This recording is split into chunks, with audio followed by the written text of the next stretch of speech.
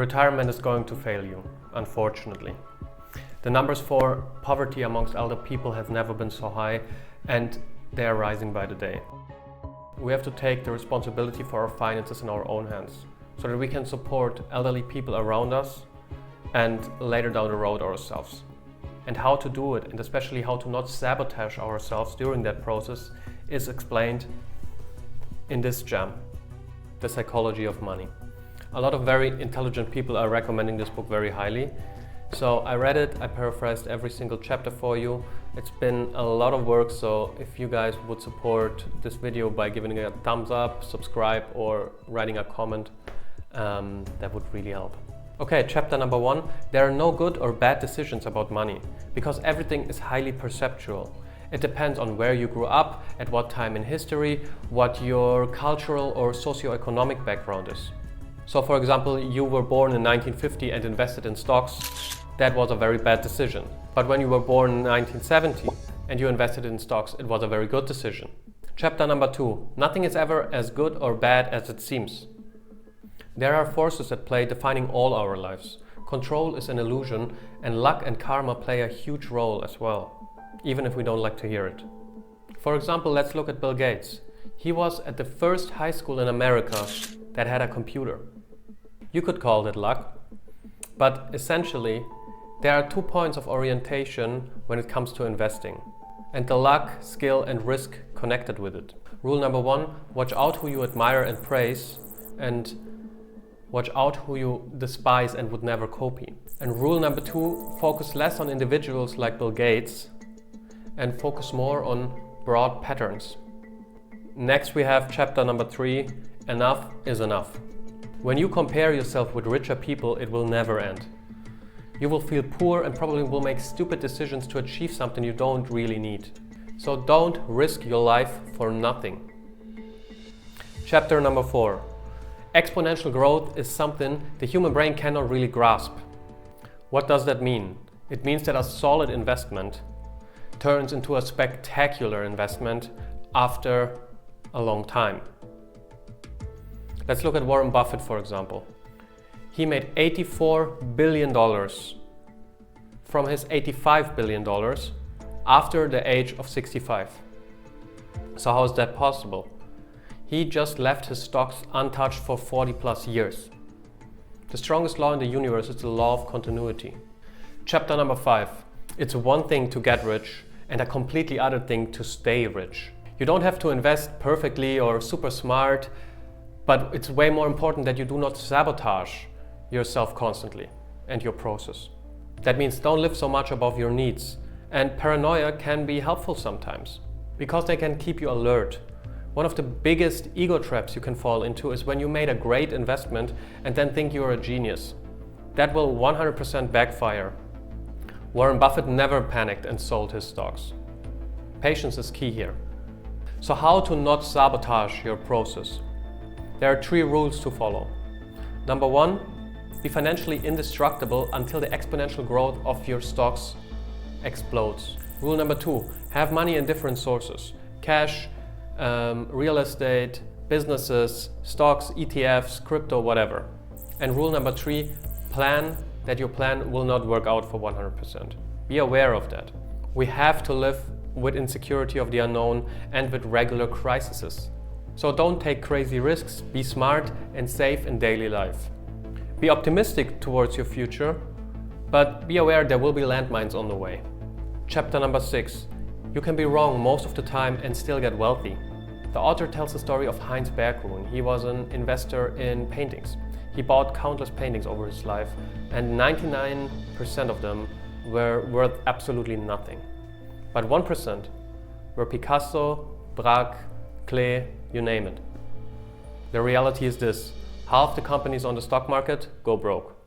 The market is crazy, so it's paramount that you can stay cool in a crisis. It's really all about consistency in what you're doing and sticking with your plan. As mentioned before, the strongest law in the universe is the law of continuity. Chapter number 7. What money really buys is time. Time to look for a new job when you quit your old one and you don't have to take the first best offer that comes your way. Time to spend with family and friends. When you speak with elderly people, None of them will tell you what is really important is the accumulation of wealth, but that you spend a lot of time with your friends and family. Chapter 8. No one cares about your material possessions in the sense that you think. Yes, they would want them themselves, but they don't care about the owner. But the owner's ego is flattered every time he sees someone is staring at their car. But that's all it is. They stare at it and then they envision themselves in your car. No one cares about the owner. What you seek is admiration and respect. But that only comes through humility, kindness, and empathy. Chapter number 9. Wealth is what you don't see. Richness is what you see. In our minds, being rich means to spend a lot of money. But what you really want is wealth. And to gain wealth, you have to save. It is not unlike going to the gym and getting a six-pack. You work out hard and afterwards you do not eat a lot, even though your brain will tell you that now you deserve it. The accumulation of wealth is silent. The person with the big car seems rich, maybe he's in debt. The person living a quiet and structured life might have a huge portfolio. You don't know. It is the cars you don't buy and the watches you don't own that make the real difference. Okay, chapter number 10. Saving is the one thing we can utterly control. This is a Stoic viewpoint. Yeah? Focus on the things that you can control and release everything that you cannot. The author says there are three kinds of people. The ones who save, the ones who think they cannot save, the ones who think they don't need to save. Example, in the 70s it looked like we run out of oil. But then we found a way to produce with 60% more efficiency. Same with money. It's not about making more, but keeping more. Don't let your ego grow with your capital. Don't buy stuff to impress others. Keep your capital so you can stay flexible at all times. Chapter 11, be reasonable instead of rational. The author starts this chapter with a story. In the 19th century, there was a psychiatrist called Julius Wagner Jaurek, who was specialized in treating patients with neurosyphilis. Back then, people assumed, they didn't know yet, that fevers could help with combating infections. Yeah? In fact, today we know that is literally what the fever is there for. Increasing our body temperature by 1%, most viral infections drop down by 99.5% in the rate of replication. Anyway, Wagner tried to induce a fever in his patients by injecting malaria pathogens into them, which back in the day was a crazy idea. But it worked, and later on he got the Nobel Prize for medicine for it. But nowadays, whenever we get a fever, we eat a lot of pills so we can suppress it. The author states just because we do it today like that, everyone does it so it's rational, it would maybe be more reasonable to let our body do its thing. And when it comes to investing, it is the same thing. Be reasonable. Imagine before how frustrating it would be if your shares are dropping. Or on the other side, if your prices are rising and you haven't invested enough. You know, those emotions can be very complicated. They can lead you into bad decisions. So just know this. The chance to make money on the American stock market for one day is 50%. For 1 year is 68%. For 10 years, it's 88%. And for 20 years, it's 100%. Up until now. So buy something you like and trust and stick with it even in the hard times. Or be flaky and drop your shares whenever the company has challenges. But that will take your good night's sleep. Next one, chapter number 12. Scott Sagan, professor of political science in Stanford University, said, "Everyone interested in economy or the stock market should write this truth on their wall. Every day things are happening that never happened before. Look at history, it is constant surprises. But still, investors try to see the future from the past. Of course, it is still useful to calibrate your expectations, and broadly it can show us what works, but you have to accept that the world is full of surprises and that no one knows. No one. You can have fantasy though, that can be helpful. For example, how the behavior of human beings will be. The greed, for example, in crisis. That is something that broadly stays the same over time. Chapter 13. Have a safety net. The most important part of the plan is the plan you have in case the plan fails. There is a humility aspect to this, because life will constantly test you hard. The reason we have a safety net is so we don't have to believe in a forecast. All those forecasts are not 100% honest. Instead of stating the truth, they're giving you winning chances. But as I said, the fact is they don't know. No one does. Harvard tested something. They gave students plans for a construction project, and they could clearly see that it would be 25% to 50% more expensive than it was said originally. But then when they made their own plans, they weren't able to detect that, because we are psychologically wired to trick ourselves into our own plans. There are two common reasons why people ignore a safety net: a chance they missed, or a forecast they believe in. Actually, with a safety net in place, you could take much bigger risks. One possible way to look at those forecasts is to expect that it works 30% less as it is stated. Keep expectations low so you won't get surprised badly, but maybe positively. Chapter 14. Long-term planning is tricky because we change over time. For example, our goals or our desires. So make sure that you do not become trapped in the goals of your younger self. It was a different human back then, so free yourself. Don't pay these costs. And try to avoid the extreme ends of financial planning.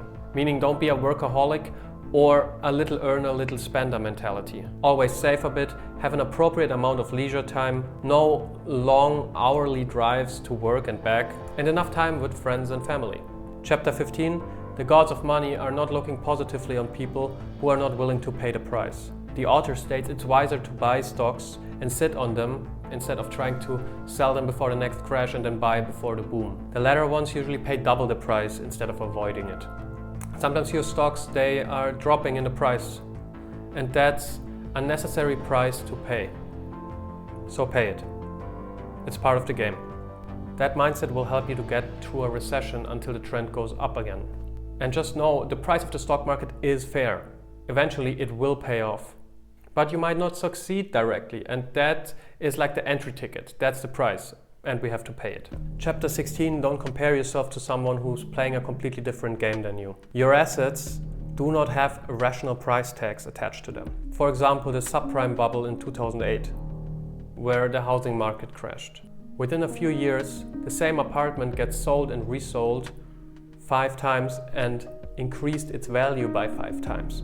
For a day trader, price doesn't matter at all. They buy stocks in the morning and they sell it at noon. So in general, people trust in the momentum of a stock. If there is a law, money will hunt for profit as long as possible. But it won't hold forever. When a lot of short-term investors are getting into it, that's how a bubble is created. The group of buyers changes, and quickly investors with short-term horizons are dictating the prices. And the long-term investor that jumps on that trend is going to lose everything. People play different games, so choose your game and stick with it. Chapter 17. Optimists sound like they want to sell us something. They seem naive and stupid. Pessimists, on the other side, sound as if they want to help us. They sound smart and intellectual. When the Dow Jones goes down by 1%, it's all over the news and people everywhere are panicking. But when it gets up by 1%, it rarely is even mentioned. Pessimistic forecasts never take into account that a state of lack is the best state for invention and innovation. Another part of human psychology is that we do not realize small incremental progress, but we definitely remember setbacks and traumatic experiences. Maybe pessimism is so attractive because of the low expectations and the higher happiness when things turn out good for us. Alright, chapter number 18. People don't really believe in numbers and facts, but in stories. The more we want something, the more we trust stories with that narrative. We only see a very small part of the world, and all those gaps we fill in with stories. Because we can explain the past, we have the illusion that this world could be understandable.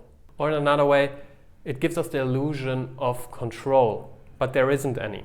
Okay, 19th chapter is all the essentials. I made a list and I will read it down for you, okay? So, try to stay calm and forgive yourself when investments go wrong. There is some empty money to be paid, and don't get cocky when things go good. The less ego you have and the less need you have to impress others, the more wealth you're going to have. You might seem less rich, but that's what the wise person does. Deal with your finances in a way that you can sleep at night. It's not only about maximizing profit, it should feel right intuitively. If you want more wealth, increase your time horizon. Accept that a lot of things go wrong. You can be wrong every other time and still get rich. Money is a tool to regain back control of your time. Be nice and humble. You want love or respect? That is the way. Save for bad times. A crisis will hit you eventually. Define the costs of success and be ready to pay them. Have a safety net so you can reap the rewards of your long-term investments. Be smart and stay out of extreme ends of investing. It will pay off to be risk-taking in the long run. Define which game you want to play and don't get influenced by others. Accept the chaos and adapt to a constantly changing world. And then last chapter, what do you own and why? For example, 50% of funds advisors are not investing in funds themselves. A lot of doctors don't want to have an operation at the end of their lives. Find your own way that leads you to independence. Usually, spending more time into educating yourself about investing is not resulting into gaining more profit in the end. Because this world is dictated by extreme events that no one can foresee. Keep it simple. A few stocks, ETFs, maybe some crypto, maybe something in cash, maybe something else you can touch. But the most important thing is that you do not break your long-term investment strategy. Alright guys, I hope you liked the video. If you want to watch a video about my top 5 spiritual books, you can click here. Thank you and goodbye.